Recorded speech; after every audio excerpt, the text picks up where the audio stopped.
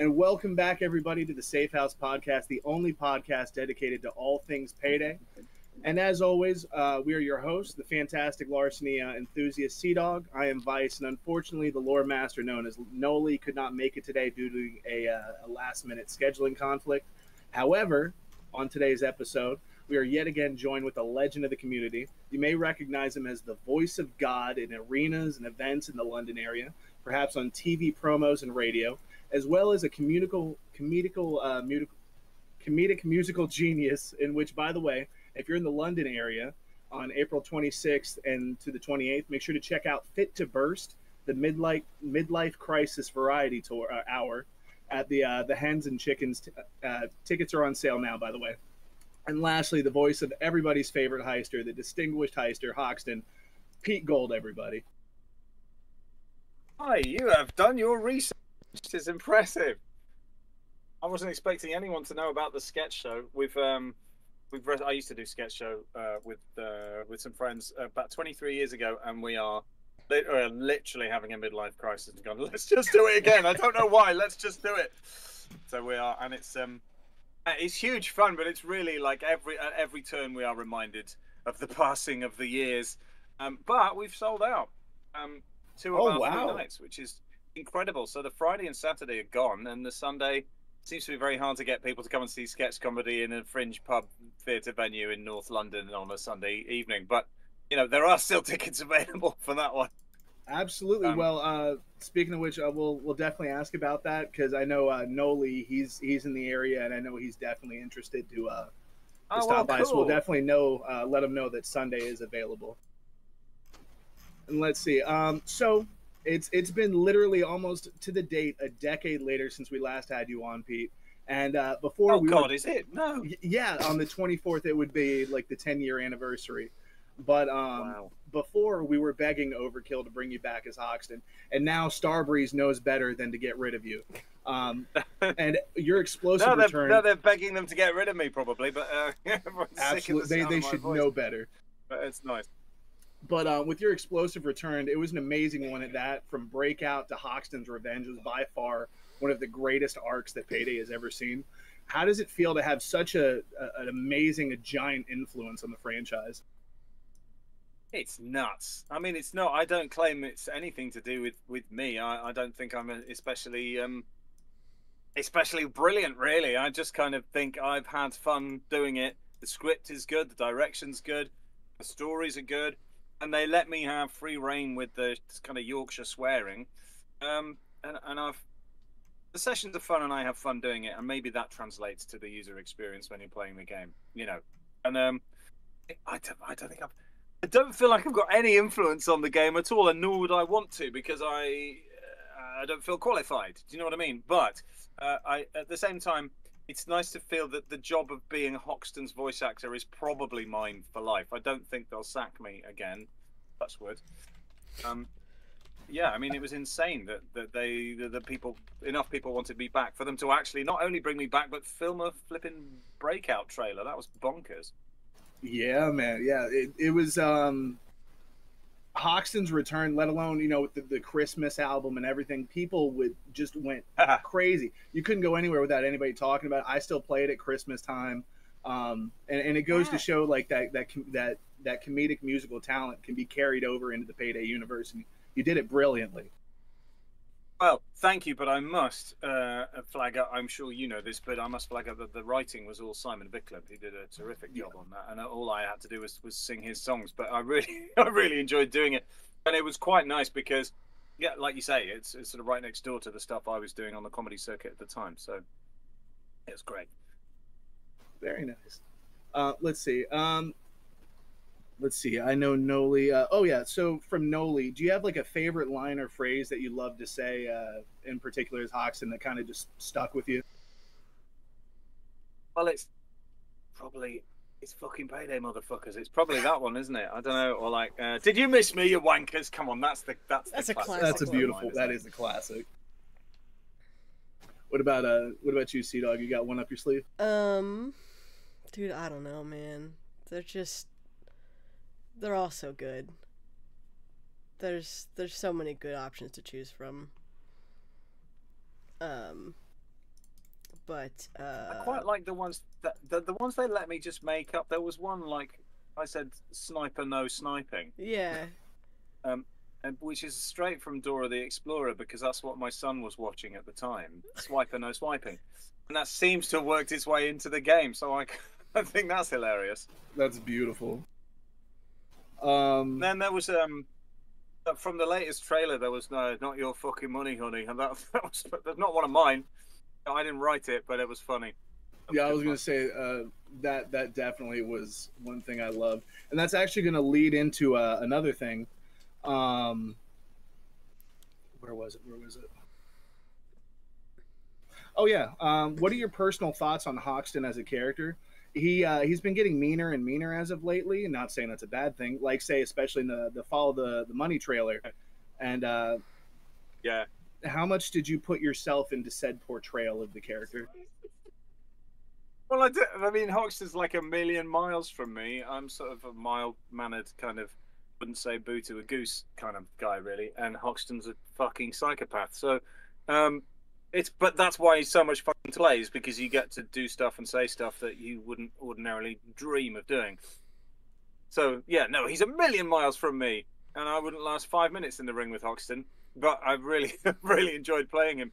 I think when I started doing it, it was some kind of catharsis. Like they did when I got the script for the audition, they said, right, whatever you do in the audition, you will have to replicate throughout the game. There'll be a 4-hour session of you screaming like this, so don't do anything you can't replicate. And I did. But, my audition was like 2 minutes or something. I had 2 minutes of shouting. That was great. I really enjoyed that. Woo! I hope I get this. And I did, and then I had to do 4 hours of it, and I shredded my voice. But it's nice to have a good shout. I'm pretty sure it's like anger management therapy. Hell yeah. And do you have a question, C-Dog? Yes, but I don't know exactly how to phrase it. I mean, obviously you've been Hoxton the whole time, Payday the Heist, Payday 2, and Payday 3. Do you have a I don't know if it's like a favorite part or a favorite memory or something from like each game, or has there been anything that's like followed you through of like, oh well, you did this in Payday the Heist and you liked to continue to build on it in Payday 2 and you finally got to build on it in Payday 3 more, or just some sort of, I don't know, can you speak to how Hoxton to you, I guess, has grown and changed through the 3 games, or like a favorite part, or just something about that? Well, I think he started off, he was heavily scripted, and he was scripted by guys whose first language wasn't English, and they did a remarkable job of it. But they sort of occasionally they would turn to me and go, okay, well, so don't say what the script says, make something up that you think the character would say, being from Sheffield. So that was fun. It was nice that from quite early on I got to contribute to the script. And then that kind of, I feel like that grew and grew. Like certainly when he got to Payday 2, to the sort of second lot of kind of downloadable content a few years later, there was a lot more humor in it. But like all the Safehouse stuff, there was loads of funny stuff in that, and banter. And just Hoxton kind of seems to have developed this sort of dark, dry wit. So I've really enjoyed doing that. And that's something that they followed through right to the latest kind of stuff. The kind of funny banter has been huge fun. I think they're writing that. That's nothing to do with me. But I feel like there was a moment at which, because they gave me free reign to improvise in some of the early sessions, I think they sort of ended up building on that and writing more of that. So that was fun. Mm-hmm. And then a follow-up, how do you feel about Hoxton's haircut between Payday 2 and Payday 3? Oh shit, he's had a haircut? He lost his ponytail. Oh, yeah, Google. He lost his ponytail? You no can't. More ponytail. How have I missed this? I have to Google him now. He lost the iconic paytail. This is going to come up with loads of pictures of barbers in East London, isn't it? Hoxton hairstyle. Payday. Can't get rid of his. I mean, don't get me wrong. The ponytail was disgusting and gross, but it was iconic. It was his signature hairdo, wasn't it? Yeah, it was a classic. Hoxton lacks his signature short ponytail in the Breakout trailer due to Okay, Josh Lynn had a different hairstyle. Is that right? No, that's the Breakout trailer. Oh, okay, yeah, sure. But why did I don't get it. And I'm sorry I didn't know that. But I am shocked. I am shocked. Well, I'm glad we got to see your real reaction to finding out. Live Pete Gold It was reaction. genuine. I'm sort of shocked and relieved in equal measure. What does the community think about all that? I mean, I miss it. I miss I'd it say every day. I'd say kind of mixed reviews, but I believe most people really miss that ponytail. It was kind of a signature look. But no matter what, I mean, Ponytail is it's still sort of Hoxton at tied the in end of the death, day. hasn't it? I mean, yeah, well, yeah. But you know what? Like sometimes certainly around this neck of the woods, there's plenty of people who are in their 60s and 70s who've got ponytails because that's the hairstyle they had in the 70s when they were 20 or 30. And there's part of me that always thinks, come on, Grandad, let's grow up now. You know, get your hair cut, short back and sides, and a flat cut. It's time. And then there's another part of me that thinks, why the fuck should you? Be who you are, do what you want, enjoy that ponytail. But I don't. Maybe they just thought, oh, Hoxton's too old. He's too old now to have a ponytail. I tell you what, it's a health and safety risk. If you're doing a bank heist, you don't want some cop to grab you by the ponytail on your way out the double doors. Fair enough. It might be a tactical haircut. That's what it is. It's tactical, yeah. Mm-hmm. Okay. So, Pete, you've been a veteran in the voice acting industry for quite a while now. Quite a big range that you've been a part of. What would be some tips and insights that you can give to someone wanting to start that journey into voice acting? Well, I mean, the industry's changed a lot since I got into it, and I kind of fell into it, if I'm honest. I wanted to go to drama school, hadn't got the necessary funds, and took a job running a voiceover agency with my brother, who's older than me and was already a very experienced voiceover artist. So I ran the agency for a bit and then kind of fell into doing voiceovers. The agency got bigger, we took on more staff, and I went, right, sod this, I'm going to try and be a voice actor. And I kind of put thoughts of drama school out of my head by then. So I fell into being a voice actor without any formal training. And here I still am, still earning a living from it. And so I'm very lucky. Now there are whole industries based around training people who want to get into voice acting, and you pays you money and you sits on the training course and you go to the seminars and you have a fantastic time and you gain real skills from, you know, how to set up your home studio, how to approach a script, how to, you know, the performance side of things, obviously that's front and center, but also how to do your own marketing, how to run a business, how to do your paperwork, how to win on social media, that kind of stuff.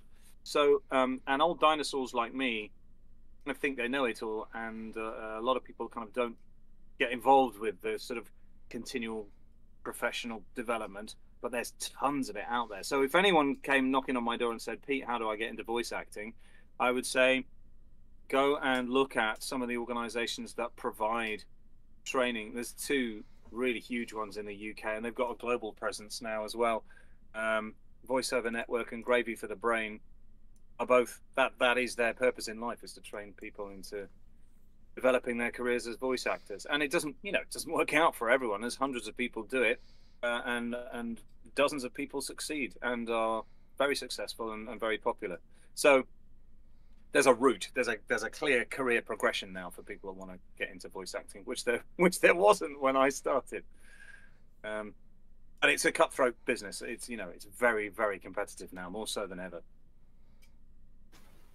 Awesome. We do appreciate that. And what would you say would be some of the challenges that you've had to overcome in voice acting as well? Obviously, you said it's a very cutthroat industry at the moment. Yeah, well, I've been really lucky because I came in my 20s when there weren't very many people of my age and sound around. I had some help from my brother. He had premises, he had a recording studio, so I kind of got to launch myself without having to shell out tens of thousands of pounds on building my own kit. So, and I guess also because I was also running a voiceover agency, I helped run an agency for almost 25 years. So I got an inside track on the business. I got to see what the trends were, how the industry worked from both sides of the glass, and so now I find myself in an industry where you have to audition for absolutely everything, and where the fees are going down and down and down, and it's not. I'm not fighting it. I'm not sticking in the mud. I'm not sitting there with my arms folded, feeling entitled to a profession.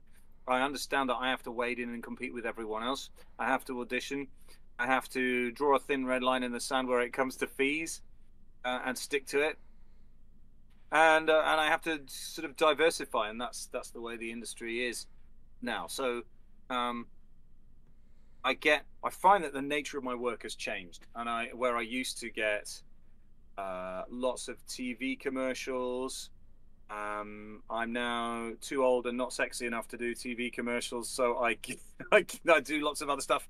Instead, I do corporate videos and e-learning videos and voice of God announcements at awards ceremonies, and I love it. I love all of that. There's literally my favorite thing is the video gaming and the and audio dramas, and I'm getting to do a lot more audio drama these days. So what I like about voiceover is that it's a huge and varied discipline, and there are always other bits of it to explore. And so when one bit falls off, you can always go and build up another bit. So I'm just really grateful I'm still doing it 25 years later. That's a long time. Yeah, it is. It doesn't feel like it. I mean, I literally can't think what the hell else I would do. If somebody gave me the sack now, I don't know. I don't know what else I'd do. It's all I know, and it's what I love. You know, I wake up every morning looking forward to doing it. How lucky is that? It's great. That is pretty lucky. Not everybody can say that they really do enjoy their profession, and let alone do it in the comfort. I believe you have a studio in your home, correct? I do. It's not as glamorous as it sounds. It's really kind of a soundproof cupboard. But yeah, it's great. A short commute to work. It's a very short commute to work. It's great. Which does have its downsides. It's useful to be able to put some distance between you and your work sometimes, and you can't always do that when you work from home. And I expect most people have found this in lockdowns. Like, great, I get to work from home. 3 weeks later, I just need to get out of the house. So it's a two-edged sword. But yeah, I love being able to work from home. It's great. Absolutely. C-Dog, you got something? Yeah, this one is from a friend of mine who wants to know, when did you really come to terms with Hoxton's popularity? Was it around the Payday the Heist released, or was it more during the #FreeHoxton period? Yeah, it was when the petition went round, and there was just, I was sort of obsessively kind of checking the signatures on it, and I was like, it was 7,000 or what? Yeah, that was bonkers.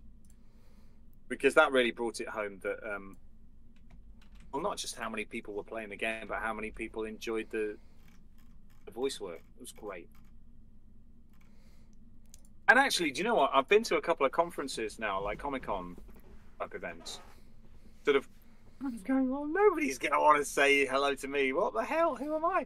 And there's been, a slow and steady trickle of people that wanted to say hi and get various weapons signed. And do you know what I mean? It's nice. That's been great fun.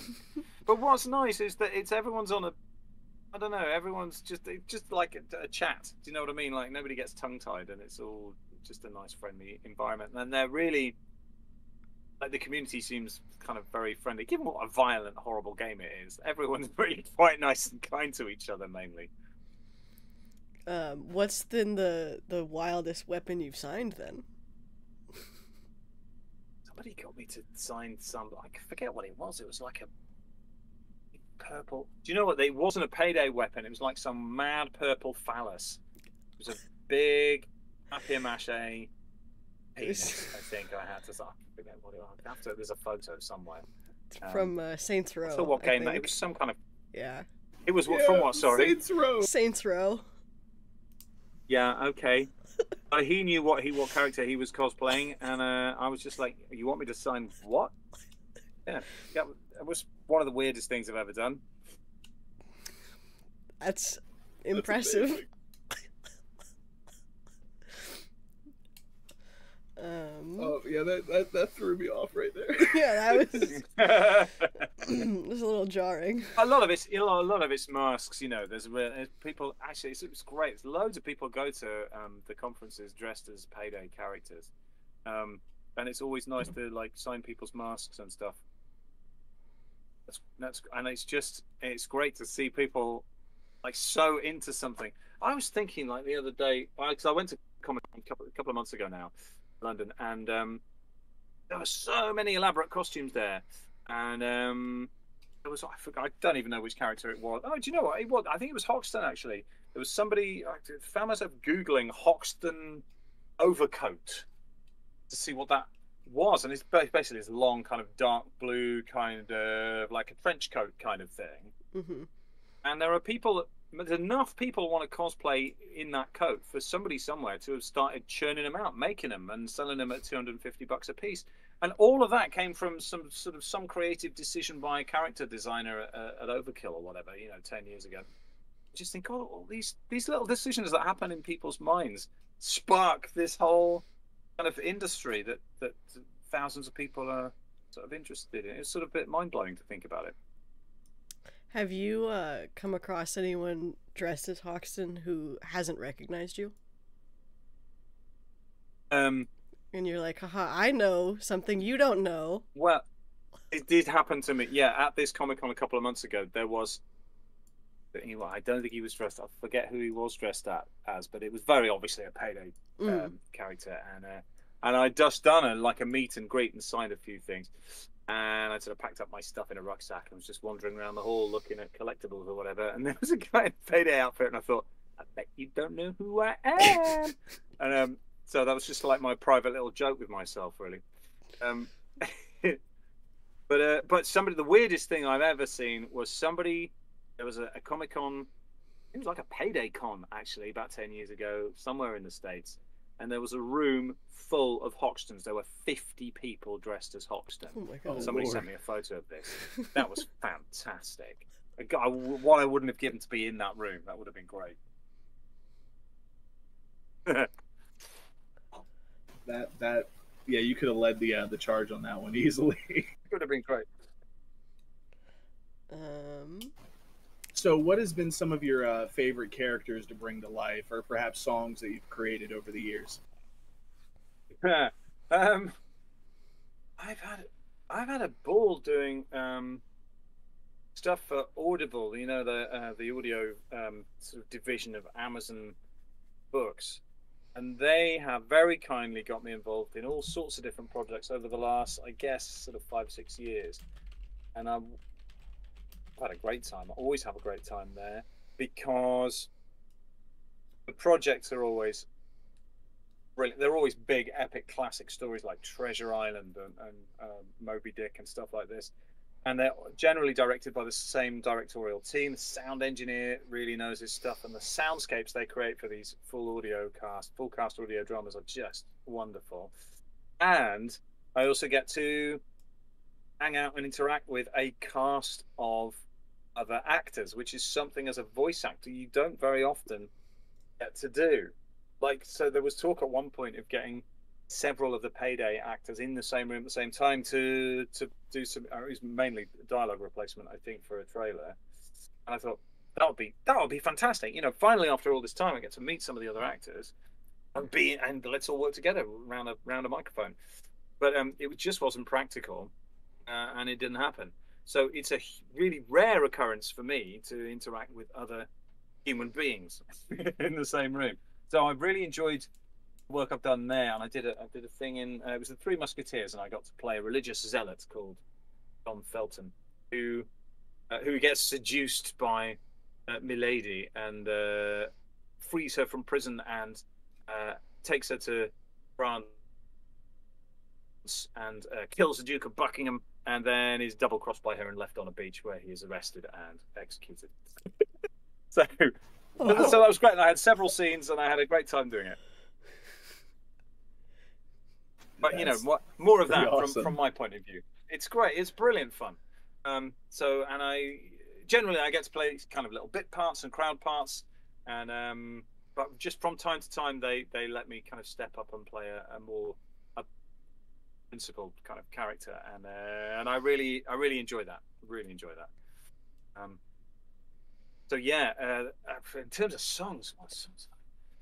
You know, I've written hardly anything for the last 10 years, but I am quite enjoying some of the songs I'm writing, which I can't spoil for you for the sketch show. But it's been really nice to kind of get my songwriting hat back on for this sketch show that we're doing in April, and I'm very rusty. I used to be able to kind of dash off a song in a couple of days, and now I'm squeezing them out, and it's taking months. But they're going to be great. So yeah, I do enjoy the comedy songs, and I've written a few sort of serious songs as well. I've run a choir, and I've written a few sort of choral pieces over the last 10-15 years, and I've enjoyed exploring that as well. It's nice to do different stuff. On the topic of songs, do you have a favorite song from Hoxton's Christmas album? There's one called "If It Has to Be Christmas." Mm-hmm. Okay. That was very quite nice. What was it? There was another one. He released one. There was like a Christmas. Was it Christmas single? Several years later. So it's probably like 5 years ago. There was just a standalone kind of single, wasn't there? What the hell was that? That was great fun. The production on that was mental, and I did loads of backing vocals and improv and stuff for it. Was that the Today's Payday 2 one? Yes, it was. I don't Yeah, know. I think what it year was. that Right, I came have to out. Google that now. Let's see. I think it's that one is the one you're thinking of. Because that wasn't on It's like the original album, I think. I think you're right. I think it's that one. It's a wonderful day to rob a bank. Yeah, that was it, wasn't it? Mm-hmm. Then Yeah, there was yeah. some like mad guitar solo in the middle of it. Give me Yeah. that guitar, you bastard. I remember that. I remember this. That was great fun. Yeah, we multi-tracked everything, and we did it remotely as well. We did it down the line from wherever they were. I think Sweden. Yeah, great fun. Come on, who wouldn't want to do that for a living? Mental. True. That's one of those ones where you have to pinch yourself, really, and go, I had so much fun for the last 2 hours, and you're gonna pay me for this as well? Thanks, great. Don't mind if I do. Don't tell anyone, but there's bits of this job I'd probably do for free. Don't tell anyone. No, we'll make sure that they you charge them double. Let's see here. So, without spoiling too much, is there something you could tell us, or anything you could tell us about the live comedy work, especially with the upcoming Fit to Burst shows? Like I said, Noli, he's in London as well. He's trying to grab a ticket. I'm actually messaging him right now. Oh well, no, that's great. It's Unrestricted View Theatre, I think is the website, and it's really funny. So my partner Nick has written all the sketch shows, and we've kind of rebooted some old classics that we used to do 20 years ago, and he's written loads of new ones, and yeah, it's very much a kind of middle-aged take on the world as we see it, and so there will be some songs of bewilderment, some songs of kind of married bliss, and some songs about.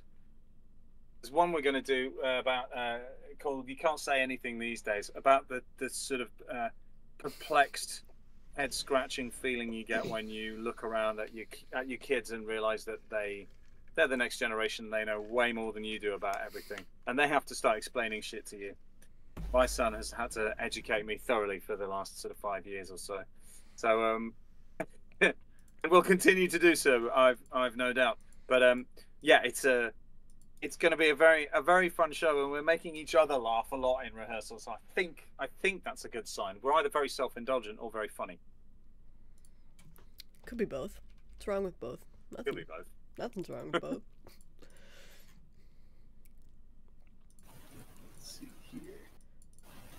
Sea-Dog, do you have another one while I'm pulling up some of the viewer requested questions? Was there anything that initially drew you to Payday the Heist when you first like auditioned for it? What were you thinking you were getting into? Were you excited? What drew you to it? And then how did your expectations end up after, a year or so, once you realized sort of what it was? Well,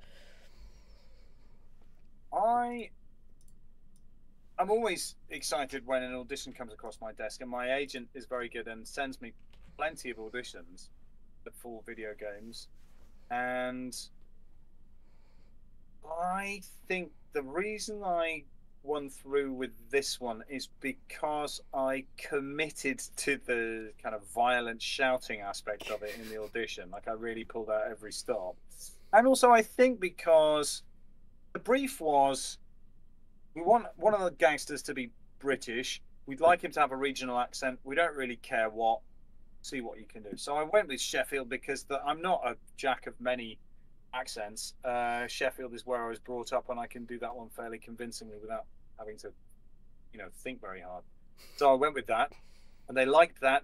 And God help me, it wasn't long after Daphne Moon was famous for being from roughly that part of England, in Frasier. So I think there was something. The Americans were like, "Oh yeah, right, sounds a bit like Daphne Moon, that kind of Northern England. Okay, fine, we get this."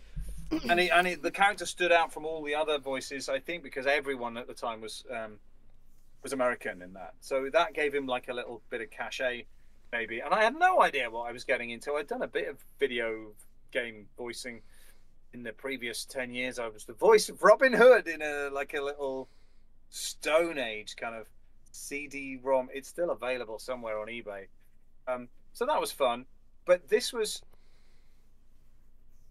So downloadable content was new to me. So I'm not a big gamer, and I come from an era, I did play like Abe's Odyssey in the 90s and that kind of thing. And it was, you went to game and you bought a CD-ROM and you put it in your PlayStation and you played the game. And when you completed it, you'd start again or chuck it in the bin or eBay it or whatever. So downloadable content, never even heard of that. And so I had no idea that, a game could just run and run and run and run and run, and you don't have the same sort of obstacles that you do when you're trying to publish a new CD-ROM. So I was delighted when they kept getting me back to do more and more and more. Oh, there's another heist. Great. Well, where do I start? And then they expanded the range of characters as well. So I hadn't got a clue what I was getting into. I don't imagine they did, because there was only... There's 6 heisters originally? 6 heisters? Not a small handful. I think originally there was 6, and it ended up being 9 altogether. I could be wrong. Yeah, and so I don't think anyone knew who could have guessed it would still be going. It's like 12 years on now, isn't it? I think bonkers. So yeah, delighted. What a very happy little audition process that was. Yeah, absolutely. It was a once in a career sort of opportunity, that, and I'm very glad it landed on my desk. Well, we are also very glad it landed on your desk. Absolutely, for real. I don't know I mean. I used to be a Hoxton only player, and now I'm back on the good side in Payday 3 playing Hoxton, and I've course corrected. We're fine. We're back on the right track. Hoxton is the main, but it's quite right. Yeah, he's a great addition. Forgive me. How is Payday 3 going at the moment? Because I'm aware there was an awful lot of technical problems when it first started. I probably shouldn't bring the subject up, but I was sort of, I kind of felt bad for everyone because they launched this amazing new game they've been working on for so long, and it just went. What's the feeling now? Are people kind of forgiven Payday 3? It's good. Launch was a little rough. The community isn't super jazzed about a lot of the mechanics and a lot of things that are happening. They're also not super stoked on like the update timelines. What I've been hearing is that the core gameplay loop is fine. Is it fun? Is up to interpretation. And it needs time and it needs some love is how I've been putting it before I can like wholeheartedly recommend it to people. I already, as a Payday fan, like it. I do have my own problems with it. You know, there are some areas where I go, okay, well, this needs to change, and this needs to change, and this needs to change, and then we'll be cooking. But obviously I already like the series, so I'm gonna like parts of the game anyway. It's just they need to make a couple changes with some core features, and then maybe add some quality of life, and it'll be on the path to success, I think, then. But right now it's in a bit of a rough spot. Yeah. Yeah, well, I like I say, I'm not a gamer, so I haven't sort of experienced it firsthand, but I at least know that the makers have a pretty good reputation for listening to the fans and trying to make sure that everyone is happy, and that's sort of, I think, been a key to their success over the last 12 years, is the relationship they have with the players. So I hope they will come good and make everyone happy, because it's sad to think that, you know, so much effort and creativity went into creating this game. You really want it to spark joy in everyone who plays it. So I hope that's where it'll end up. I think it just needs a little more time to fully finish out all of its ideas, but you know, only time will tell. Well, fingers crossed. Yeah. I'll check back with you in 12 months and see what you say then. Yeah, exactly. Maybe if we get a couple like Hoxton contracts, you know, maybe get right back on that track immediately. Dude, yeah, get another Christmas album out, and then everyone will forget. I would be so up for that. Oh my god. Always. What I would pay for another Christmas album. Because that's my Christmas music of choice every season, by the way. Since it came out. Me too. But no Mariah Carey for you. Yeah, no, it's Hoxton all the way. Exactly. That's all I need. My chat, I'm sure, is sick of it, because it was just on a loop, the like 7 songs for my entire streams for December. Fantastic. Let's see. So we have a viewer question from the Discord here from Volt. If there could be one thing you could change about Hoxton's personality, what would that thing be? Oh God, I don't know. I'd be loath to change him. He seems to be like a winning formula, really. You don't want to mess around with it. Yeah. Well, I think he should clean up his language. He's a bit of a potty mouth, isn't he? I think he should stop swearing. No, not really. I went through a period of wishing that he wasn't quite so sweary, because I was like, you know, I'm really proud of my association with Payday. Adding son, I was like, oh, I'd really like to be able to show you some Hoxton, but I can't because you're 7 and I don't want you to. So, but I mean, he's 15 now, so that's fine. He can, he knows all the swears. No, I wouldn't change anything about Hoxton. Maybe his ponytail. Maybe the ponytail going is a good thing. I miss it every day. I think about it every day. So if there were another IP or another game or something that you'd be interested in voice acting in, what would you be interested in? God, anything really. Literally anything. I mean, you know, the violence and the swearing has been fun. Do more of that. Or what I get a lot of is these kind of fantasy games, elves and orcs and dwarves and kings and that kind of thing. And I'm not often landing the auditions, but there are some that I think I must have been close to, especially the ones that say, we want this character to have a Yorkshire accent. I'm like, that's my wheelhouse, come on. So I'm hoping I'll get, you know, some of these kind of fantasy stuff. I did a bunch of stuff for Creative Assembly for Warhammer. I did some characters in some of the Warhammer games. It was probably about 10 years ago now, and that was huge fun, because that was all, you know, there was dialogue, there was, you know, sort of interaction, and then there was all the battle cries and the shouting and the dying, that you know, what they call emotes, right, where you have to just kind of, you know, okay, give me 15 grunts like you've just fallen off a building, go. So those sessions are huge fun. Anything really. Yeah, I'm gonna start going through my old Warhammer games, see if I can find, you know. Yeah. I love Warhammer. I think I was what were the little rats called? Skaven? Skaven. That's what I did. I did a couple of Skaven. I did a Dark Elf. I did a handful of characters. Great fun. And then I sifted through the footage on YouTube to see if I could hear myself. I've got a little bit. There are a few little clips of me here and there. But yeah, there's so much audio involved in those games. You'd have to sift through hours to find, one sentence. Yeah, I imagine the community is going to start sifting here soon. You're going to probably hear something. You've opened here the soon. Gates. Yeah, the floodgates. But I don't think. Do you know what? Though I don't think you'd necessarily recognize it as me. I don't think you'd kind of go, that weird raspy creature is definitely done by Pete Gold, because it could have been done by anyone, and there are dozens of voice actors involved in those. Good. I would just say, don't waste your time looking. Just enjoy the game. Do you have a a dream role you'd ever want? Like if you could sculpt together your ideal thing, game, role, like what, do you have one like that? Am I too old to be James Bond? No. Really like to be James Bond. Thanks for saying that. I am. But thanks. I think you can pull it off. Like a super. Well, look, as a voice actor, you can be as old as you like. It's how old you sound that matters, doesn't it? I know I couldn't play James Bond on screen. I'm afraid of heights and I'm physically unfit. But yeah, it'd be great to be like a video game version of James Bond. That's what stunt doubles are for. Like, come on, you can do it. Right, Don't limit yourself. Come on. But actually, I mean, increasingly voice actors also get into motion capture as well, don't they? And you deliver the full package, and that's exciting. I'd love to do that. But I think motion capture generally involves a lot of extra training, which I have yet to put myself through. But it's on my bucket list for sure.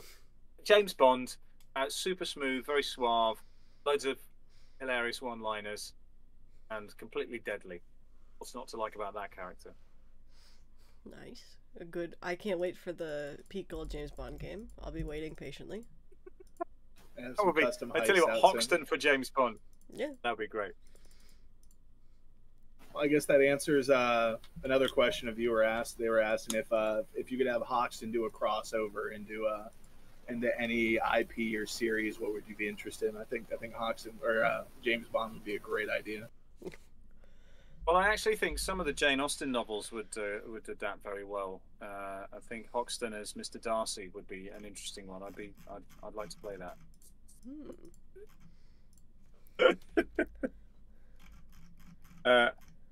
Yeah, I don't know. Doctor Who? Hoxton as Doctor Who? Come on, that'd be fun.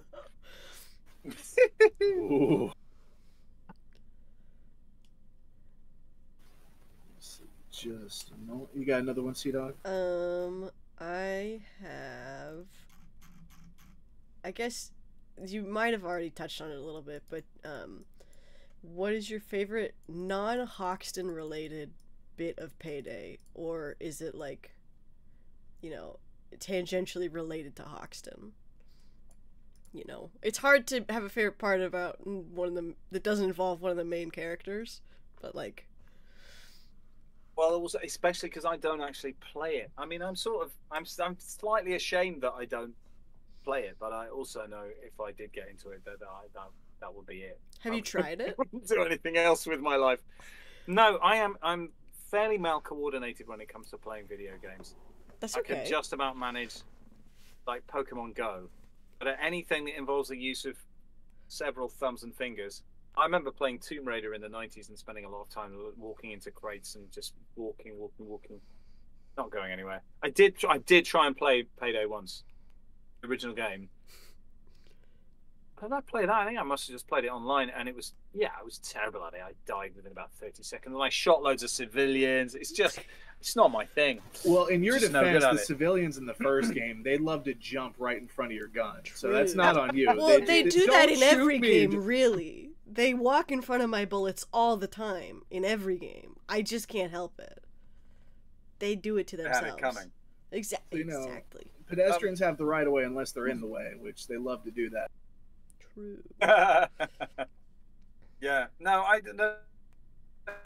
So I'm not really aware of any bits. I suspect there's loads of good bits that haven't got Hoxton in, but I'm probably just not equipped to answer that question very satisfactorily. Sorry. That's all right. Surely you'll start streaming Payday soon, right?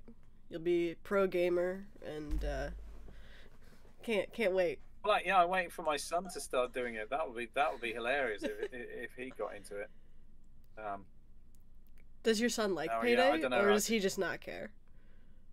He's never played it. He's got a limited range of games that he plays with his friends. I think he's all about gaming online with his friends. So I think if his friends suddenly started playing Payday, he'd be like, all right, let's give it a go. But really, it's about, he'll come home, he'll have his dinner, he'll get his homework out of the way, and then he'll go online and play some stuff with his friends, whatever they're doing. So they haven't discovered Payday yet. Do you We'll hope see. he It's not does, too late. or do you just not have a, like, is there a part of you that's like, I oh, don't it'd mind. be really cool?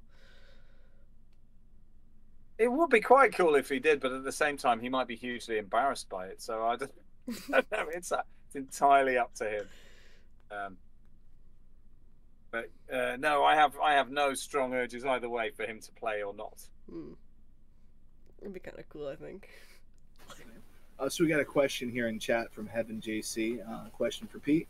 What would Pete like to see Hoxton go to in the future, character / story wise? Like, how would you like to see Hoxton develop? Or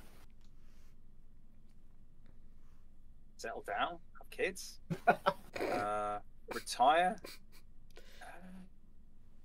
Well, I don't know that. I mean, that could be an interesting story, couldn't it? Maybe like some kind of vengeance kind of thing. You know what I mean? I like a good revenge story. If someone dear to him has been slaughtered and he's got nothing to lose and he goes out to just kill as many people as he possibly can. That sounds like a pretty good storyline for Hoxton. Definitely right up his alley, as we've seen in the Hoxton's Revenge Heist.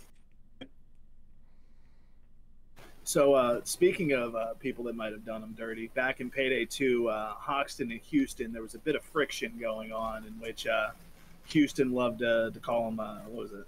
Hey, ass face or dickhead and stuff like that. Yeah. So knowing that Houston was very rude to him in Payday 2, how do you think would be an appropriate response for Hoxton? This is from I think Commander Houston's Siege, lucky to be alive. Yeah. Hey, Houston's lucky to be alive. If you get on the wrong side of Hoxton, you don't tend to live very long, I don't think. He's a total psychopath. I don't know if he would do...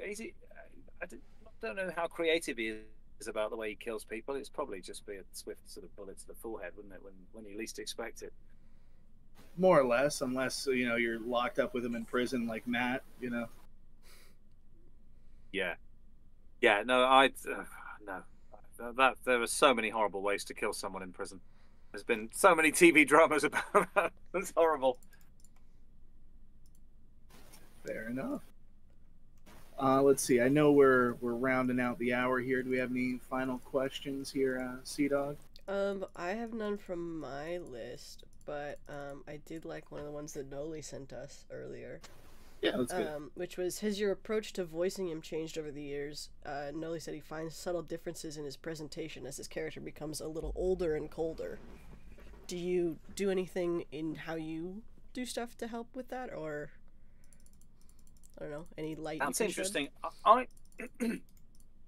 That's a really good question. I think Hoxton's a bit like Bart Simpson. He's always the same age. Like, he hasn't got any older in my mind, and that's maybe not right. Maybe he should have got a bit older and more cynical.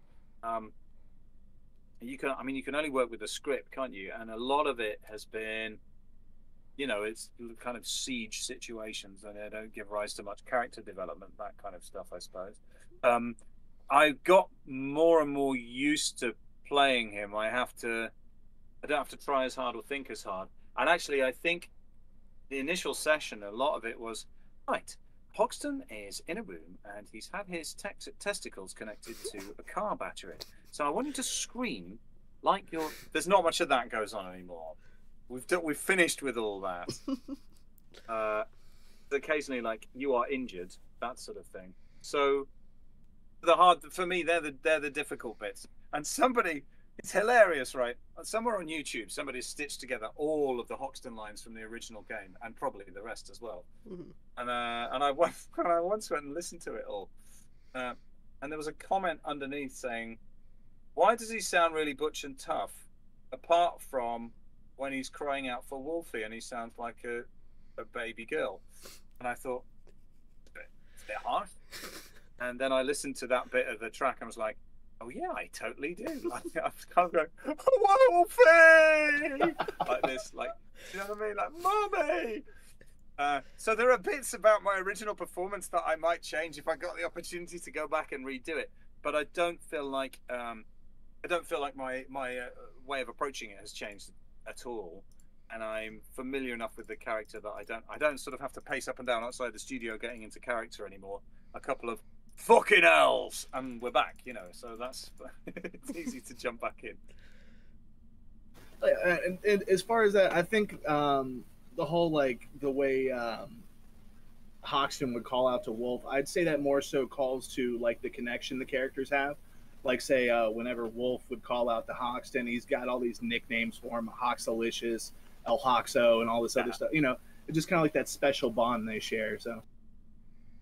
Yeah, they're bosom buddies, aren't they? Yeah, so that was maybe that's what was going on. But I think I feel like I've learned a lot about voice acting in the 12 years that I've been doing it. But I definitely find the character easier to sort of jump into these days.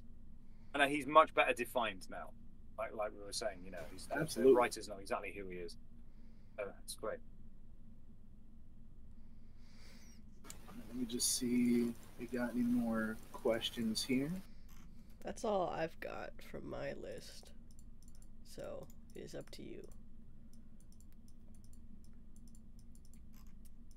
And one sec, just double checking Noli's list real quick.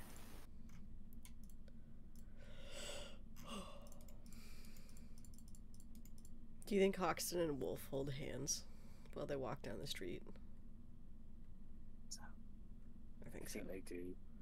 I think so too. Oh, I think they probably.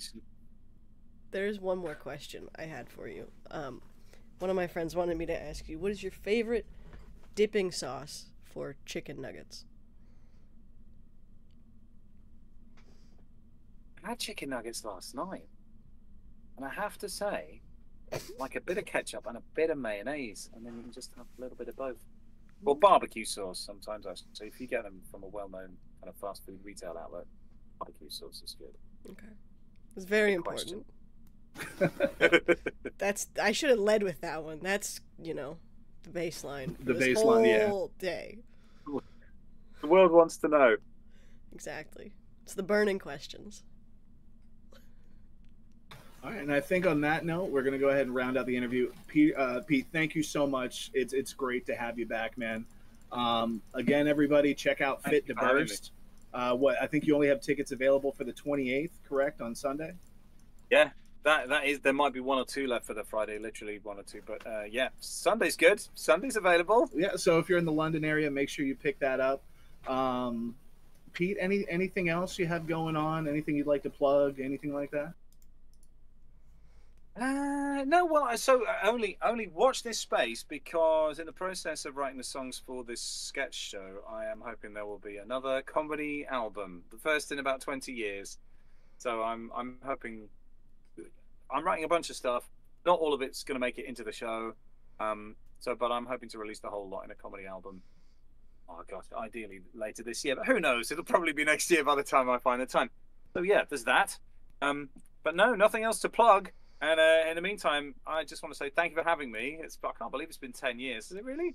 Yeah, January 24th will be 10 years. To Discourse. That's insane. Thank you for introducing me to Discourse. Yeah. Because I was saying to Sea-Dog, like, why the hell would anyone use Zoom or Teams or anything like this? Discourse is just, like, as far as I can see, just craps all over them. Mm-hmm. So from now on, I will be using Discourse. Also, it's the only way of communicating with my son. So now I'll be able to get hold of him on Discourse, even when he's not picking up his phone.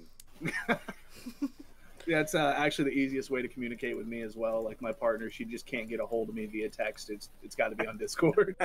You can also see what they're doing too. So if you're like, why isn't he answering me? Oh, he's in a video game. It'll show he's in a game. Yeah, it'll just go off and snitch on it. Mm-hmm. Unless he turns it off, but you know. All right, and I think we're good to go. Thank you, everybody, for watching. Until next time, I'm Vice, that's Sea-Dog, and, of course, the legendary Pete Gold. And we will see you guys some other time. Next time. Bye.